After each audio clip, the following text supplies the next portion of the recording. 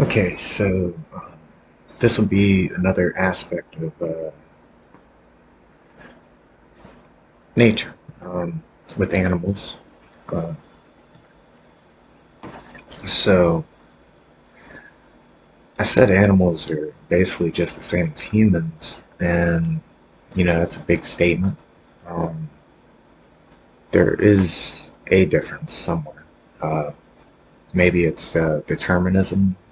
Animals aren't deterministic; they're more free flowing and adjustable. They're less set in stone on who they are sometimes. Maybe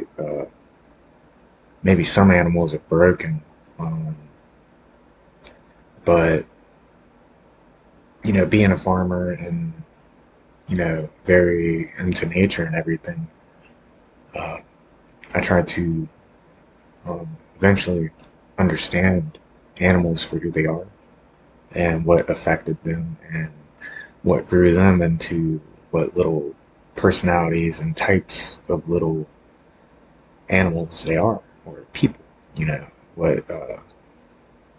what persona they've assumed and what feelings they projected. So an example of this would be um, we have a cow named T-Bone, um, and when he was young, we spoiled him a lot. We we kind of played around with him a little bit, but not too much because we knew that he might take it the wrong way.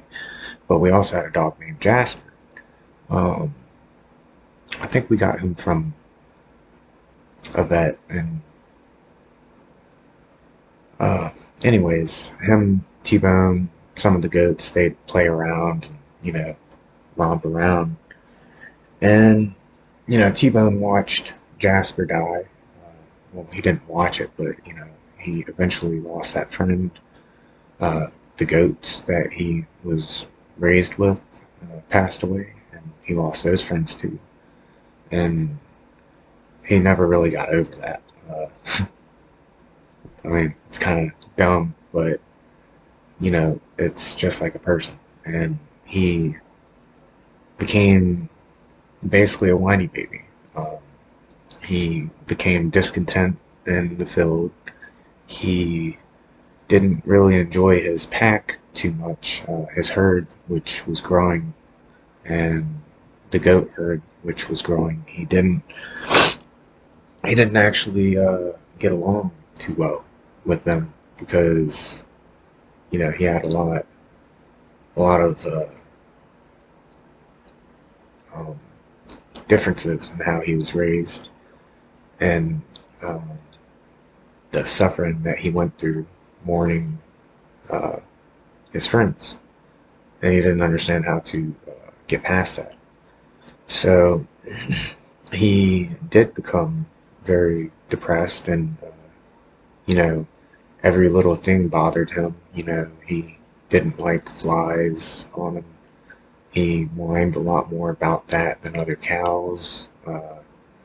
Maybe because he thought it was wrong, which I tried to take care of that as best I could. But he would go around kicking dirt on himself, and that gave more minerals in his fur and everything to absorb nutrients and attract flies. Because a lot of that soil has old poop, different minerals, and various things that would attract flies, and it became worse and worse. So, I was trying to take care of that as best I could, but he was making it worse. And, he wouldn't let me bathe him. I'd go out with a water hose trying to squirt him down. He didn't like that. He probably thought it was like punishment. um, and, yelling at him and bickering at him wouldn't help because he needs that compassion and care to help him get through some stuff. Now, maybe eventually he'll get through it. He's been a lot better lately. He's been with his pack a lot more. Um, so I don't know why that is. It might be because we introduced some calves and once they got big enough, we went out and sold them. So uh, we just got them to 500 pounds. I mean, it was really more like 700. Uh, and then we sold them, which they will be finished and sold uh, again and slaughtered. And that's how that goes. T-Bone is our breeding bull, though, and we have some actual cows that he breeds sometimes. We haven't really sold any of those, but you know, he he does whine, he does moo a lot, and um, if we're in the field, he comes up to us and stuff, and we have to try and chase him off because he'll bump against you and all this stuff, trying to play. But now it's gotten to the point where he's not really happy with us anymore. So we gotta try and swat him away, and he'll just straight up come up and throw you in the air. It's happened to anybody who has tried to be around him and control him. So he is basically developed that way based upon his subjective feelings and not understanding other people or other animals and all that stuff. And we have some ducks too. We have an old drake that he he witnessed all of his other females and other ducks pass away during various events like dogs coming by, killing some turkeys and chickens and stuff, and um, coyotes picking them off, um, foxes, and I've had to take those out over time as well, which you can't always get them before they get some of your animals. And he witnessed all of his all of his friends die. So he's a different duck. He's a he's been depressed and stuff too, and he kind of stopped taking care of himself. He kind of just went around, did his thing, eating and foraging. Um, so when we ended up getting some new ducks, we got like three little white, almost looking like Peking ducks. They're cute and they make a lot of noise too. But when we got those, he would come around every now and then. He was watching them grow up and all that. And then when they got to a certain age, he wanted to impress upon them so he could, be their friend and stuff. Um, and that wasn't really working out too well for him because they didn't understand him. He didn't take care of himself, and they'd go out and play in the mud and then come back and, wash up in the little kiddie pool. And, it's just funny watching them grow up because they'd just do that constantly back and forth and bathing, and that was a lot of their enjoyment. So eventually he started bathing himself and, trying to maintain his own image that they might perceive of him so that they would become part of his flock, basically, because, he wanted that connection, I guess. And it's beyond just breeding, because you could tell that he was bothered. Like, he'd look at me and, just sit there and look at me, and I'd look at him whenever he was failing. And, I couldn't do anything for him. I couldn't, chase the girls over to him, stuff like that. So it didn't really hit off too well with him, so he kind of stopped trying as much. There was points where, with birds, this is a big thing, especially chickens. They basically dominate the females, and they'll jump on them and breed them. So he started doing that some, but after a while, he kind of just went down to the pond and he just minds his own business for the most part. Maybe it's a seasonal thing that'll come back up eventually. Maybe it was that they weren't mature enough to be interested in things such as that. They're more interested in their, uh, kind of girlish ways, basically. Um, they just go around enjoying things, and they're scared of the pond as well. So I was hoping maybe he'd hit it off with them, and they'd all go down to the pond and eat duckweed, and you know, play around. Hopefully they bring the geese down there too. But it might be a thing that it will take a certain level of maturation for them to understand that he is, an old duck. He knows a lot of things, and that they should basically learn from him. Because at first they were trying to learn from us, and we can only do so much as humans to educate them in certain matters. So eventually, um, I just let them go do their thing, and they became part of the farm.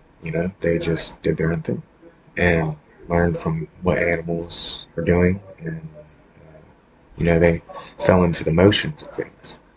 And this is how most animals go. Some do want a connection with us for a while because they don't understand how to inoculate themselves into the herd or the flock or the different stuff like that. And we've had some chickens that, they get released out um, basically alone, and they don't know how to adapt into it. So, we're there for a while. We appreciate their um, friendship, basically. Uh, it's very nice having a chicken come up and just perch on your arm or right next to you. Act kind of like a friend or like a little dependent. And we've had various situations such as that. Um, but eventually they will go do what is natural for them. Um, they will seek that life out and become part of something, And um, yeah, I mean, we had a chicken named Hank. He's just like a little puppy. You'd whistle and he'd come over. You'd call his name. He'd run over. He'd steal cigarettes out of your hand and run off with them. You could uh, tap the ground and he would go there and look for food, you know, um, stuff like that. And, eventually he became alpha. He became pretty smart, and, he had our support in um, keeping the other alphas away from him during his upbringing because he was bullied. So eventually he became alpha of the whole farm. And, we have a little Hank Jr. out there that might take over his stead eventually because, we introduced him to, well, he was kind of raised longer around us.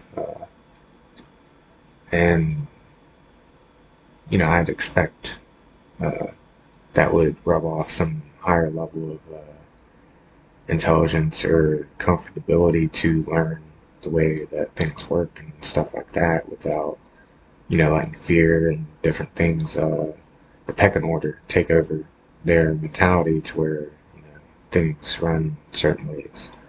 So this goes with all animals. My dog, at first, I didn't understand how to uh, be her parent, so to say. Um, I didn't know how to uh, adjust myself to who she needs me to be, so she was acting out a fair bit.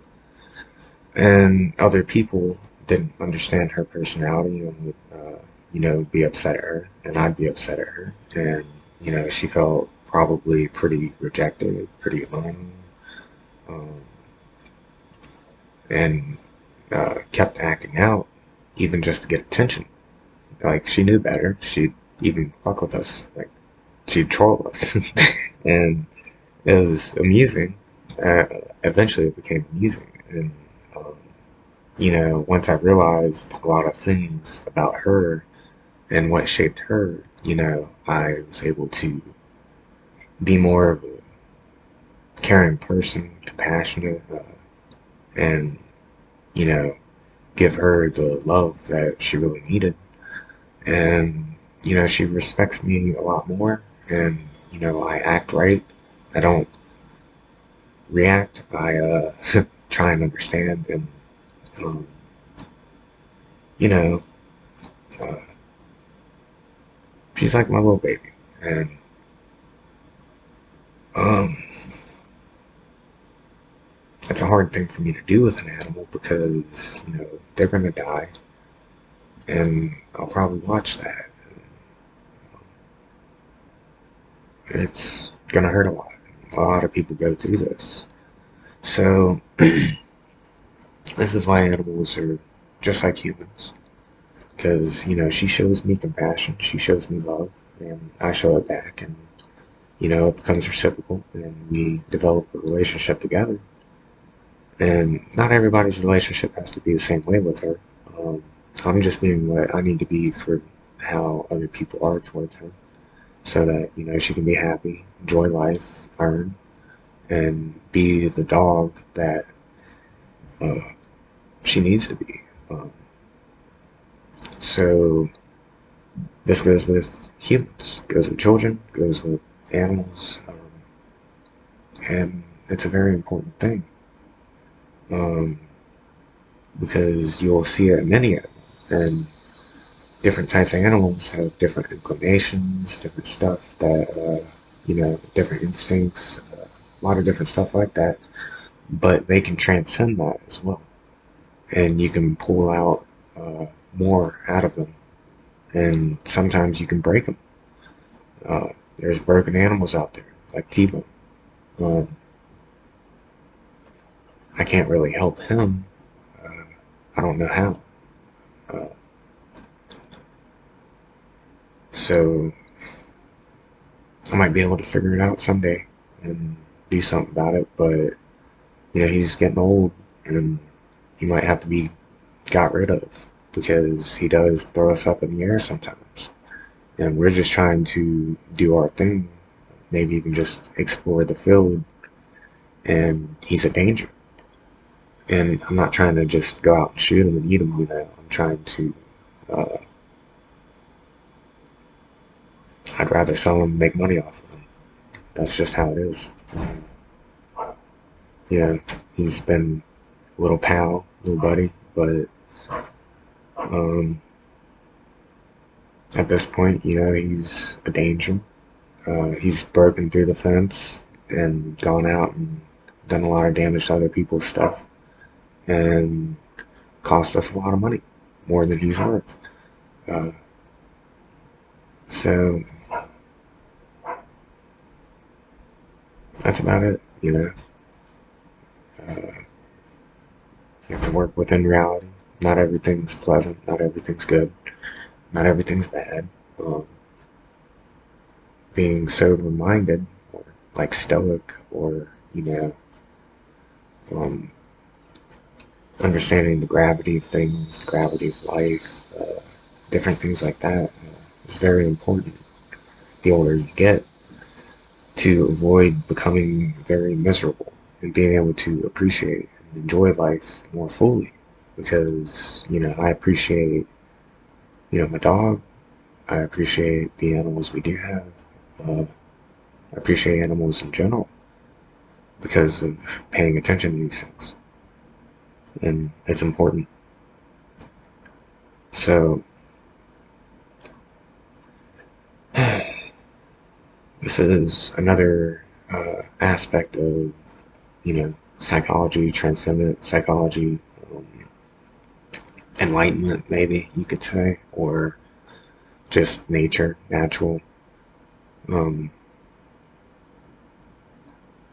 the whole of society, or the whole of reality, I mean. But some things that translate even into society and translate into humans and how you can correlate things together. So, people should think about a lot of things that they really don't and they ignore, pop culture ignores, or this or that. Um, so, yeah, I mean, that's about it. God bless and be careful.